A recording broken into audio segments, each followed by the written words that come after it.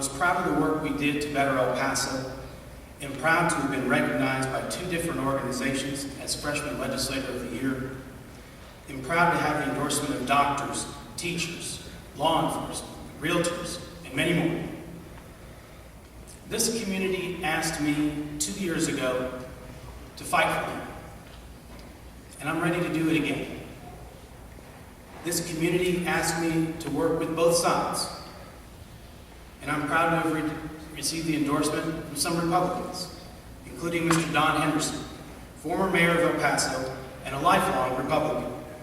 In fact, he even wrote a letter in support of my campaign and said the following: "It has been many years since an El Pasoan received such high recognition in his first term.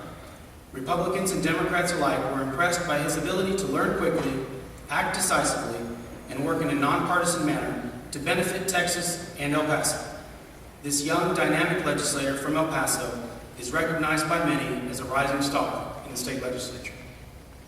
I appreciate what Mr. Henderson has done for El Paso, and I really appreciate his support of my campaign.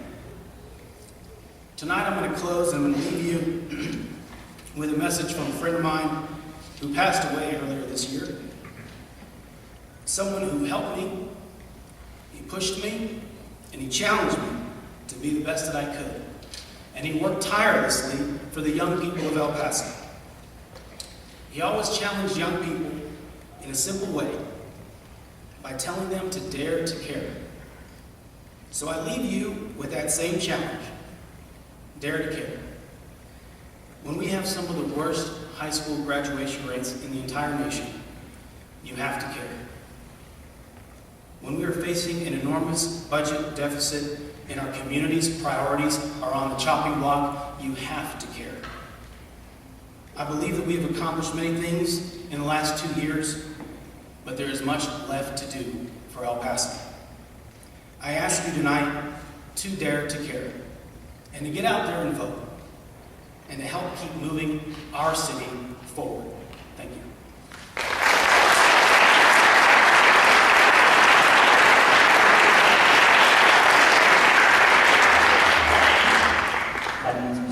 Thank you, Rick. Thank you all for allowing us to be here. It's a real experience. I didn't know about this stuff until I really got into it. Elections have consequences. They have consequences for our nation. They have consequences for El Paso. And they have consequences for you. There were 338,600 jobs lost in Texas in 2009. 1.7% is the amount that the Texas economy in 2009 shrank. We had an 8-month stretch of time, part of it in 2009 and most of it in the first part of this year, in which our sales tax revenues experienced a double-digit decline. It's been up the last 3 months, and in the month of September was projected above 6%, which was a big positive. We have $4.5 billion of recurring expenditures that Texas will have to pay in our next budget, created by this federal stimulus funds we did receive. When you get to Obamacare, in Texas, the number of people on Medicaid will increase by 65%. 25% of the Texas budget for 2010 and 2011 were $44.8 billion. $44.8 billion goes to Medicaid. Of that, you pay $19 billion. Medicaid spending out of general revenue has doubled in the past 10 years.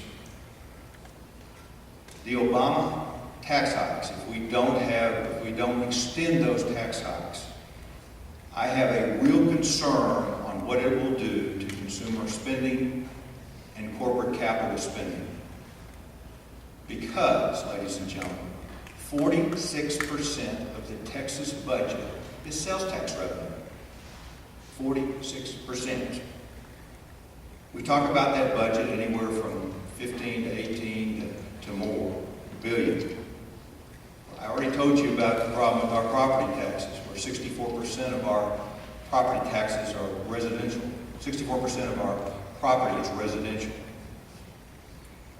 You know, our delegation 2 years ago had an 8-point consensus that they said they were going to go and work on. Number one was full funding for the Texas Tech Medical School, the Paul Foster Texas Tech Medical School. We've just admitted our second class. We've already had, of course, the first class was admitted over a year ago. If you drive out El Paso Drive and you look in the parking lot next to Building 1, there are portables. And there are portables because our legislature failed to appropriate the dollars for the third building at Texas Tech. Ladies and gentlemen, that affects jobs in the economy here. Jobs in the economy. We hear about it on a national basis. Let me tell you, I hear about it on a local basis. The impact of the Texas Tech Medical School at 30% right now is 4,050 jobs, 30% capacity, because we don't have the third building and we don't have the full funding. But it's 4,050 jobs in El Paso with an economic impact of $230 million. At Fort Bliss, at the end of Bragg, you've got $5 billion worth of construction right now. At the end of Bragg, the economic impact here in the purchase of goods and services locally will be almost $5 billion annually. Those are the positives we're looking at on down the road. The Regional Economic Development Corporation is working hard to bring in jobs and tax base, and I frankly think our best days are ahead of us. But we have to have proper, prudent representation for El Paso in Austin. You know, to sum it up, I'm simply a small businessman who's met a payroll, who's created jobs, who pays property taxes, and wants to make darn sure that El Paso is represented properly in Austin, and we don't get the short end of the stick when we're dealing with $18 billion plus in a deficit which will require cuts and not tax increases. Let me end with a quote from Tom Lee from his, I think it's from his oral history or another book. I'll get corrected on this later. But I think it speaks volumes about where we are. He said, "Sarah and I live on the east side of our mountain. It is the sunrise side, not the sunset side. It is the side to see the day that is coming, not the side to see the day that is gone. The best day is the day coming, with the work to do, with the eyes wide open, and with the heart grateful." Thank you, and God bless.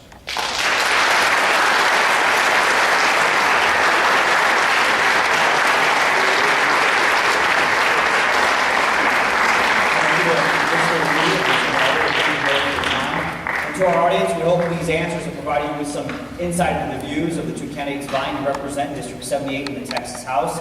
It's important to use this information to become more educated voters and more active participants in the political process.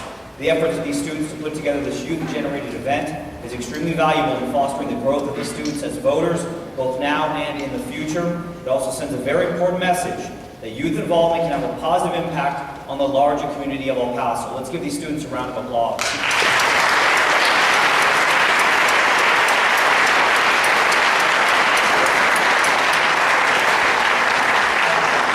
Personally thank Mr. Berglund's class, his government class, and Mr. Berglund for allowing me to be a part of this incredible, wonderful community event. I certainly appreciate it. I consider it quite an honor, and thank you again. And one last thing, don't forget early voting is now underway, and 2 weeks from today, on November 2nd, is Election Day. Thank you both very much.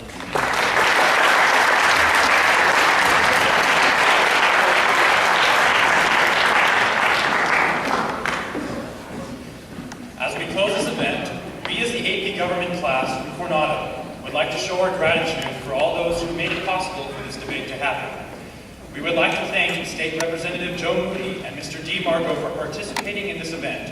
Without their consent and willingness to attend, this debate would have never happened. We also extend appreciation to Mr. Rick Cabrera for being willing to moderate our debate tonight. At this time, we would now like to present him and each of the candidates with a small token of appreciation from our class and the Coronado PTSA.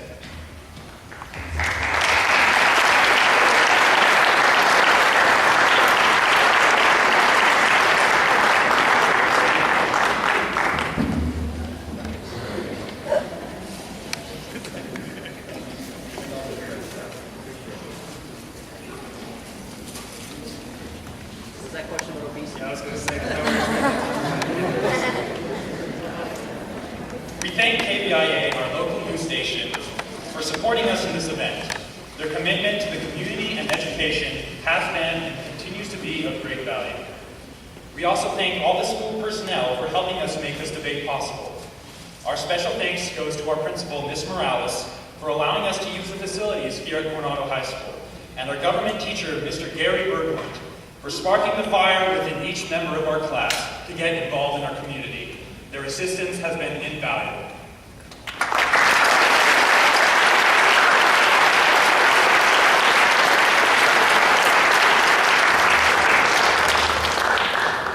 After we close this event, there will be students conducting a small exit poll as you leave.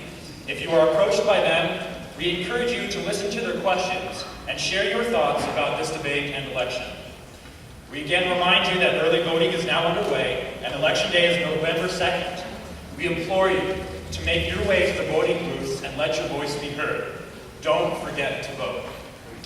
Lastly, we would like to thank you, the audience and Voice of El Paso, for taking time out of your busy schedules to join us for this evening with the candidates.